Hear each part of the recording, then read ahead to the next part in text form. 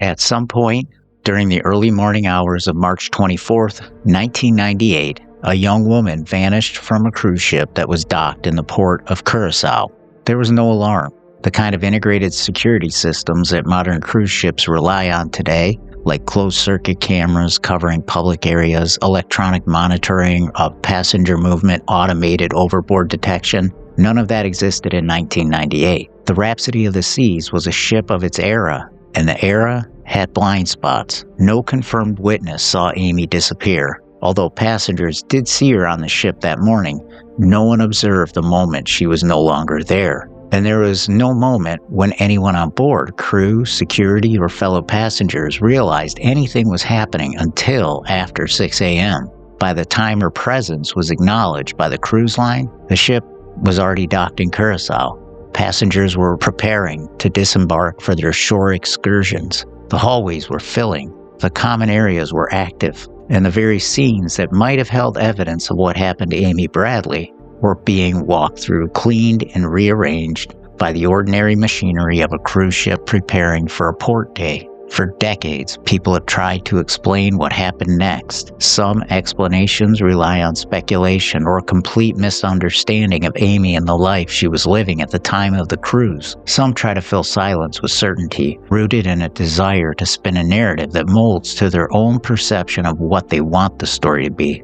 But before any explanation can be tested and proven, there's a more difficult task. We have to slow the story down to the night before and that fateful morning of March 24th, 1998. For this episode, we're not relying on memory or hindsight. We're using the most detailed and copious records available. The story is far more complex and detailed than what some would have people believe. There are places in the timeline where corporate preservation and obfuscation appear to have taken precedence over a missing woman and her family. Those same forces seem driven by a need for a clean break from the potential reality of Amy's last morning on the ship and the avoidance of any culpability in the failures of that morning. This is the last morning Amy Bradley was accounted for, and this is the retelling of the morning that changed everything. This is the Midnight Mystery Archive, in part 3 of our 12-part Amy Bradley series. This is the last morning.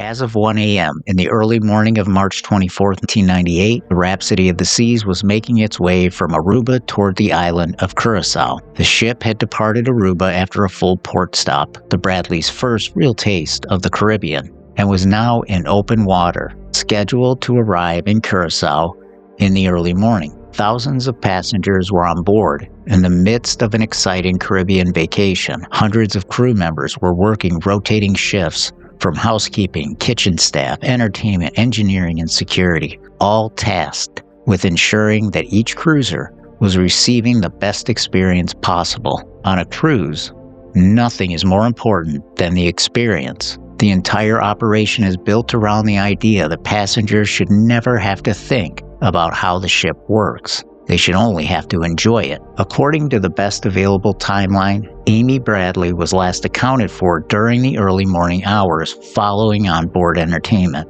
Security records confirm that Amy and her brother Brad were present in the ship's nightclub, the Viking Lounge, that night. The Viking Lounge was the primary late-night social venue on the Rhapsody of the Seas, a place for music and dancing with drinks flowed freely and passengers gathered to close out the evening. It was the kind of place that drew the younger crowd on the ship, and on a Caribbean cruise in the late 1990s, it was the center of the social universe late night into the early morning. If you've ever been aboard a cruise ship, you know that excitement and noise can be had late into the evening. And for a brother and sister pair in their early 20s, it was no surprise that they'd be where the action was. Amy and Brad spent the evening dancing and having drinks with a large number of other passengers on the trip. By all accounts, it was an ordinary night out, the kind of evening the ship was designed to create. During the early morning, the band's bass player, Alistair Douglass, known by his stage name Yellow, took an interest in Amy. He would continue the pursuit of Amy while dancing and drinking in the Viking Lounge, and this behavior would later be found to have been captured on video by the third-party video editor on the ship who you heard from on our first Witness Wednesday, Chris Fenwick. This interaction between Douglas and Amy is indisputable. It's on tape, and it becomes crucial to understanding what happened the next morning. Here, Amy's brother Brad shares details on the night in the dance club. At some point, I think it was probably, I guess when they called last call, sometime between 2:30, 2:45, and 3 o'clock in the morning. Right at about 3, I stood up and looked around for Amy and saw her sitting on the upper level of the Viking Lounge over top of where the bar was. And there were some tables and chairs, and she was sitting up there with Alistair Douglass and 2 or 3 other people at a table, kind of right in the center of that upper level. So I motioned to let her know, kind of pointed over my head like I'm gonna go outside, and she waved me on. And didn't think much of it. Of course, in the years that have passed since what happened, I've always kind of been hard on myself for not, staying with her or taking more of a protective role. But I went out onto the upper deck with those 2 girls, and we, simply sat on some lounge chairs and talked, and don't remember what their names were or anything like that. But we sat out there for about a half an hour before I decided to go back to the room. One of the interesting things that I'd mentioned was when I was out there talking to those 2 girls, I had met Crystal and Lori previously, and we had spent some time, around each other that night. And they were out there at that time walking around on the upper decks, just the 2 of them by themselves. Didn't talk with them at that point. I guess they were trying to give me my space. And, at 3:30 or so, I said goodnight to the girls and, kind of see you tomorrow, and got back to my room at 3:35. There is no definitive indication in the available documentation of a disturbance, a confrontation, a security interaction involving Amy, or any behavior flagged as unusual by crew or security personnel. After the nightclub period ends, Amy no longer appears in the ship's internal records with the exception of her keycard swipe back into the family's cabin. That keycard record is the last electronic trace of Amy's movements that the ship's systems captured. That's not unusual. Ship security documentation in 1998 was incident-based. The system didn't track routine passenger movement. It didn't log where people walked, what elevators they used, or what time they returned to their rooms unless something abnormal triggered a report. The keycard system recorded cabin access, but not departure, and the ship had no comprehensive camera network covering public spaces the way modern vessels do. What matters here is simple. After this point, Amy does not re-enter the ship's recorded awareness. This is where the timeline begins to narrow. From the end of the nightclub hours into the early morning, the ship's data reflects no recorded incident involving Amy Bradley. So there are no alarms, no overboard reports, no flagged camera events, and no security interventions tied to her. That absence doesn't tell us what happened. It tells us something else entirely. Nothing involving Amy was recognized as an event. Based on ship records and accounts from the family, there appears to be no indication that Amy did anything that night but drink, dance, and socialize with her brother and others on the ship. In addition to this, recordings taken by the third-party video editor show both Amy and Brad in the club early that morning. More significant is the fact that the videos also show Amy dancing with Alistair Douglass, the band's bass player. This footage is significant for 2 reasons. First, the videos represent the last definitive visual recording of Amy prior to her disappearance later that morning. They place her alive, active, and social in the hours before she vanished. Second, and critically, the footage shows Amy with Douglass between 1:30 and 2 a.m.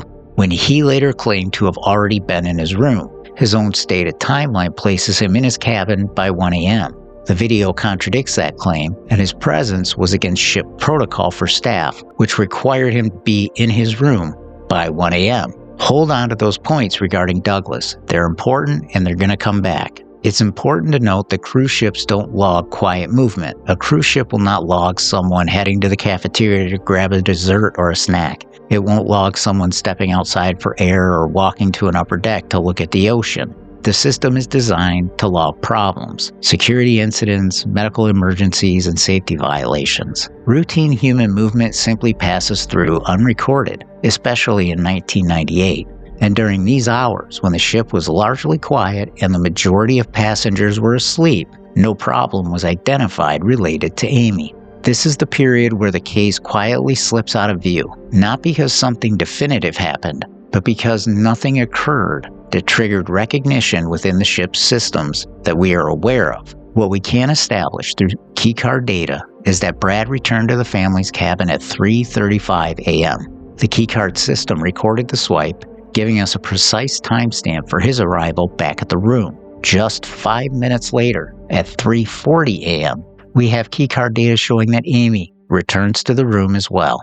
The 5-minute gap between the two siblings is frankly unremarkable. It's the kind of staggered return you'd expect from two people leaving the same venue and walking back at their own pace. But it's worth noting because it tells us that Amy made it back to the cabin. She was inside the room. She was with her family. Questions regarding what may have occurred once Amy and Brad returned to the room have been raised over the years, often by people attempting to construct alternative narratives. The information we actually have tells a much simpler story. When Amy arrived back to the room, her father Ron was awoken briefly. His account is straightforward. He asked Amy to turn the bathroom light off.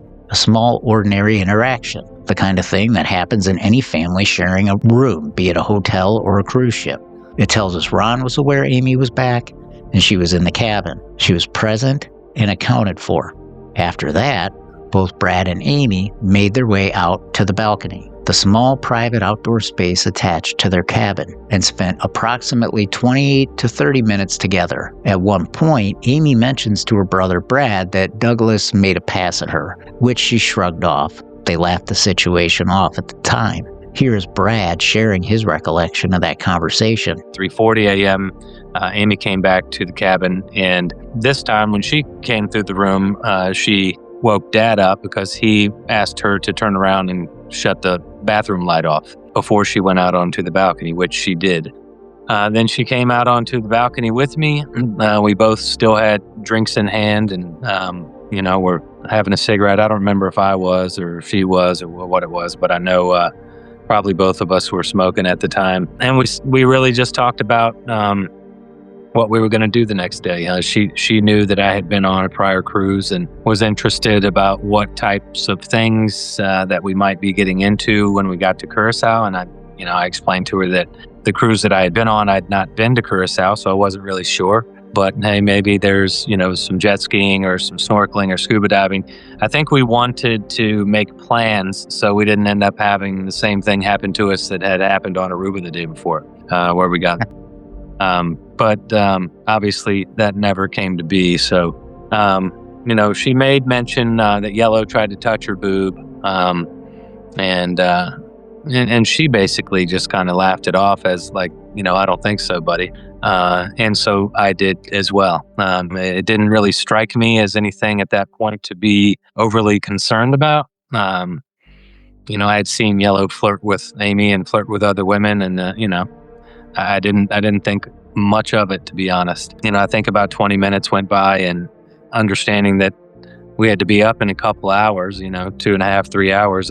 I told her, hey, we got to be up soon. I got to go to bed. The cruise was entering port in Curacao for an excursion day, and the two discussed their plans to take advantage of the opportunity to visit a place that neither had ever been. It was a forward-looking conversation, plans for tomorrow, the kind of talk siblings have at the end of a good night when they're not ready to stop talking yet. After the conversation, Brad went inside to sleep. Amy stayed on the balcony due to her feeling a little nauseous that morning. Using the established timeline, Amy is last sighted on the balcony by her father Ron at approximately 5:30 a.m. Ron's account is that he woke briefly, looked toward the balcony, and saw Amy's legs. She appeared to be resting in the lounge chair and comfortable. Amy had been out there for hours by that point, and there was no reason for concern. So Ron fell back asleep. He awoke again at approximately 6 a.m. This time, when he looked toward the balcony, Amy was no longer there. The sliding door was now open. The lounge chair was empty, and Amy's yellow shirt she'd worn the night before laid in the chair inside the cabin. Immediate panic did not set in, and it shouldn't have. This was a cruise ship, not a city street. Amy was 23 years old, fully independent, and had been moving freely around the ship the entire trip. The most logical explanation was the simplest one. She'd gone for a walk. Maybe she wanted to watch the ship arrive in port. Maybe she'd gone to get a coffee. Maybe she was on the upper deck watching the sunrise over Curacao. Ron Bradley, without waking his wife Iva or his son Brad, took the opportunity to go look for Amy himself. He walked the decks. He checked the common areas. He looked in the places where a person might go early on a port morning. The cafeteria, the open decks, the spaces where early risers congregate. He estimates he spent about an hour searching, and when he was unable to find her, he returned to the room. On his way back, at approximately 7 a.m., the ship's security officer, Lou Costello, was near the family's cabin. Ron stopped and shared with him directly that Amy could not be accounted for. This moment is the first fracture in the response to Amy's disappearance, and it's one that has never been reconciled. In his official security report, Lou Costello claims the first time he was made aware of Amy's disappearance was 7:33 a.m., when he says he was informed by the purser's desk after the family had made a formal report. But Ron Bradley's account places that conversation earlier, a direct, in-person exchange between a father who couldn't find his daughter and the man responsible for security on the ship. The discrepancy between these two accounts has never been resolved, and the time lost in that gap, however long it actually was, is time that cannot be recovered. Ron returned to the room and tapped his wife's foot to wake her. Iva's recollection is vivid. The look on his face was one she'd never seen before. It was worry, fear, and panic wrapped into one expression. In that moment, before a single word was spoken, Iva knew something was deeply wrong. Ron and Iva immediately headed to the purser's desk to make a formal report and seek help in finding Amy. Brad remained in the cabin in the event Amy returned. By the time that report is made, the ship is docked in Curacao. Crew priorities are shifting from nighttime operations to port day logistics. Passenger movement is increasing as people prepare for shore excursions. Security personnel's response was to delay making a ship-wide announcement for 30 minutes to avoid waking sleeping passengers. Think about that, 30 minutes. When the announcement was made, it was a simple announcement for Amy to come to the purser desk. In a missing persons situation where every minute compounds the problem, the decision was made to wait, and an informal announcement is then made. This is the second major fracture in the response to Amy's disappearance. In addition, the family's request to hold passengers on the ship to prevent people from leaving until a proper search could be conducted was denied. The cruise line's position was clear. The ship's schedule would not be disrupted for one missing passenger, excursions would proceed, passengers would disembark, the day would go on as planned. This is fracture number 3, and it hits hard. It tells the Bradleys support to help find their daughter, if any, would be on the cruise's timeline and not theirs. Once formally notified, security initiated its response according to onboard protocols, but those protocols were shaped by an assumption that the situation was manageable, that Amy would turn up, that this was a misunderstanding. What those protocols could do and what they couldn't was shaped entirely by time, and time was already gone. 2 additional and critically important events happened that morning that often get lost in the broader telling of Amy's story. These events give us direct insight into what may have happened to Amy during the hours between her last confirmed sighting and the moment her family realized she was gone. The first critical event occurred later the morning of Tuesday the 24th, the day of the disappearance, as the ship's day was already underway and the family was in the middle of their desperate search. Brad Bradley was sitting at a table, trying to gather his thoughts in the midst of everything unfolding around him. At that point, Alistair Douglass, Yellow, approached Brad directly and apologized for what happened to Amy. Consider the weight of that moment. A general announcement about Amy's disappearance had not yet been made to the ship's passengers and crew. The family was searching, security had been notified, but there had been no public communication that Amy Bradley was missing. And yet Douglass approached Brad and apologized specifically about what happened to Amy. Not, "I hope she's okay," not, "Is everything all right?" An apology about something that officially had not yet been announced. I was a bit exasperated and kind of sat down at a table adjacent to the pool to kind of collect my thoughts and,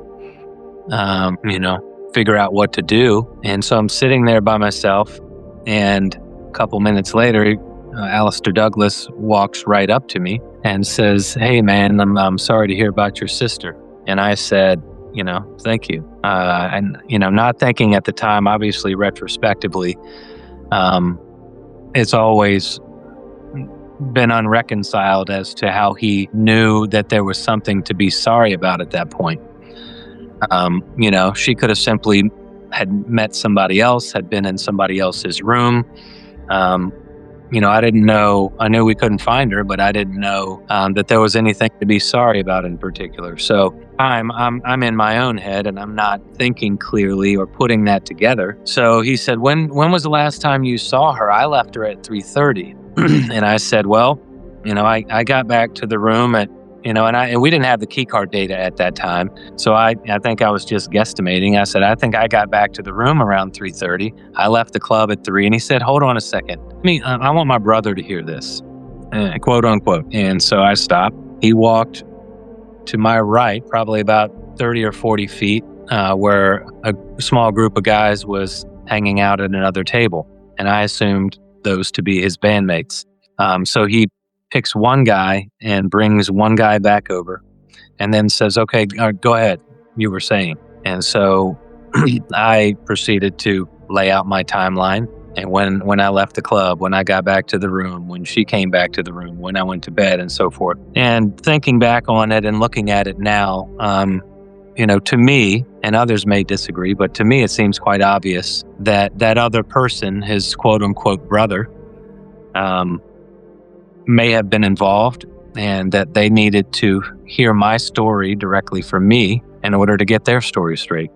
The second involves an eyewitness sighting of Amy with the bass player Alistair Douglass. Two young women, Crystal and Lori, who had interacted with Brad and Amy throughout the cruise and in fact had been on the flight into San Juan with them, were up early that morning. Between 5:30 and 6 a.m. on March 24th, they observed Amy and Douglass together on one of the ship's glass elevators heading up to the Viking Lounge. A short time later, the girls saw Douglass alone. He engaged Crystal in conversation, but Lori deliberately avoided the interaction. She had felt uncomfortable around Douglass throughout the cruise. Based on when Crystal's mother Ann recounted them returning to the room, she remarked about it being 6 a.m. and them just returning to the room so late. So we have a good idea of approximately when that interaction happened and when they returned to the room. And it was after Amy was spotted on the balcony. At approximately the same time, a separate witness, Elizabeth Lewis, was spending time in the Viking Lounge as well. Lewis had been ill during portions of the trip and on antibiotics, and had found the lounge to be a comfortable place to sit, being she couldn't be out in the sun for too long, and it also offered great views of the early morning. Lewis observed Douglass and Amy exiting the elevator and heading into the Viking Lounge that morning. Additionally, she saw Douglass making Amy a dark-colored drink. This, too, occurred between 5:30 and 6 a.m. Now, on Thursday, after Amy's disappearance, the ship had finally put up a flyer to notify passengers of a missing person. Many of the details were wrong. Crystal and Lori saw the flyer and went to security to report their sighting on Thursday. The security team never notified the family or the FBI, who would eventually be on board, of this sighting. It wasn't until Iva and Brad ran into Crystal and Lori on Friday that they were notified of the report. The importance of these sightings cannot be overstated, and it's worth pausing to understand why. First, they're credible. These were not vague after-the-fact recollections shaped by media coverage. These were observations made by three individuals, Crystal, Lori, and Elizabeth Lewis. Lewis was unacquainted with Crystal and Lori. They reported these sightings independently and described consistent details about the same person in the same time frame. Second, they placed Amy with Alistair Douglass during a window when he claimed to be in his room. His stated timeline said he was in his cabin by 1 a.m. 3 independent witnesses contradict that claim. Third, one of these sightings, Lewis's account, describes Douglass preparing a drink for Amy and then leading her out of view. That detail introduces a level of specificity that goes beyond a casual social interaction. And yet, despite the strength and independence of these accounts, response by the cruise line was limited. The information they held, information that could have redirected the search within its most critical hours, was not documented until later, costing the investigation time it could not afford to lose. Here's Brad sharing his frustration over the handling of these witnesses. So Mom and I guess Dad was passed out at this point, but it was Friday. Thursday led into early hours on Friday morning. Mom and I decided to get up, and we were in a different cabin at this time. They had put us in a different room, and try and retrace potentially where Amy would have gone when she left the room. So we walk out of the door, and we head down the hallway towards the atrium and where the elevators are. And as soon as, we didn't get but that far. And as soon as we got out into the open area where the atrium was, Crystal and Lori came literally running up to us, as breathless as someone who'd seen a ghost. They were pale in the face. They were freaking out. And they didn't know, they said, "Oh my God, we've been looking for you," because they didn't know we had got off the boat. And they said, "We saw Amy in yellow going up the elevator, at 5:30 or 6 in the morning. And then, 10, 15 minutes later, we saw Yellow by himself." And so we immediately, took the girls up to the purser's desk to report this. So they made a report. We demanded that the FBI be awakened. It was about 4:00 in the morning. And I guess ship security agreed to do that at that time to inform the FBI what the girls had told us. Now, what we later found out from Lori and Crystal is when they got back on, because they had gotten off the boat to go to St. Martin that day. And at that point, there were no flyers. There was no announcement. Nobody knew anything. But my estimation or my suspicion is that because that ship knew that the FBI was coming on board and they, were going to be held to some account, at least in some regard, there were flyers made, which if you look at the flyers, the times are incorrect. But there was a picture of Amy and a basic notification that she had been missing since, Tuesday morning. When the girls got back on the boat, because they'd been talking about it all day, they had spoken to their aunt and they told them what they saw. They asked what they should do. And the aunt told them that they need to report it to security. So when they got back on the boat, after learning that, this had happened, they went to the purser's desk. And this was, Thursday, late afternoon, early evening. So the ship and the security officers knew about Crystal and Lori's eyewitness account, let's say 8 or 10 hours, roughly guesstimating, before we finally reported it to them on Friday morning at 4 a.m.